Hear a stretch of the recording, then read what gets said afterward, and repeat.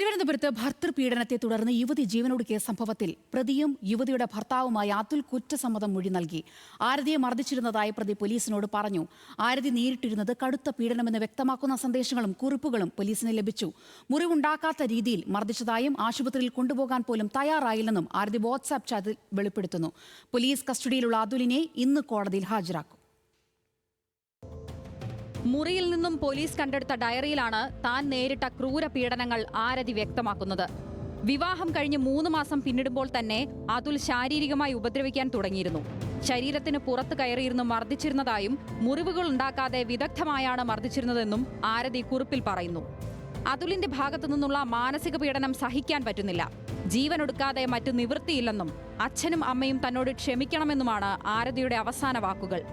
തന്നെയല്ല, പഴയ കാമുകിയാണ് അതുൽ സ്നേഹിച്ചിരുന്നതെന്നും ആരതിയുടെ കുറിപ്പിലുണ്ട്. മരണത്തിന് മുൻപായി ആരതി സ്വന്തം ഫോണിൽ റെക്കോർഡ് ചെയ്ത ശബ്ദ സന്ദേശവും പോലീസിന് ലഭിച്ചു. മരിക്കാൻ പേടിയാണെന്നും പക്ഷേ മരിക്കാതെ നിവൃത്തിയില്ലെന്നും ശബ്ദ സന്ദേശത്തിലും ആരതി ആവർത്തിക്കുന്നു. കഴിഞ്ഞ മാർച്ച് മാസം ആരതി അമ്മയുമായി നടത്തിയ വാട്സപ്പ് ചാറ്റിലെ ദൃശ്യങ്ങളും പുറത്തുവന്നു.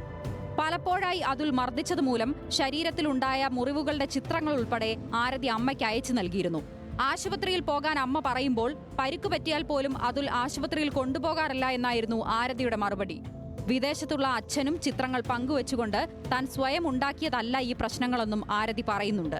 അതുലിന്റെ ഭാഗത്തു നിന്നുള്ള മാനസിക ശാരീരിക പീഡനമാണ് മരണത്തിന് കാരണമെന്ന് ബന്ധുക്കൾ ആരോപിച്ചിരുന്നു. ഇത് ശരിവെക്കുന്നതാണ് ഇപ്പോൾ പുറത്തു വന്നിരിക്കുന്ന തെളിവുകളും. തിരുവനന്തപുരം ഫോർട്ട് പോലീസ് കസ്റ്റഡിയിലുള്ള അതുൽ കുറ്റസമ്മതം നടത്തിയിട്ടുണ്ട്.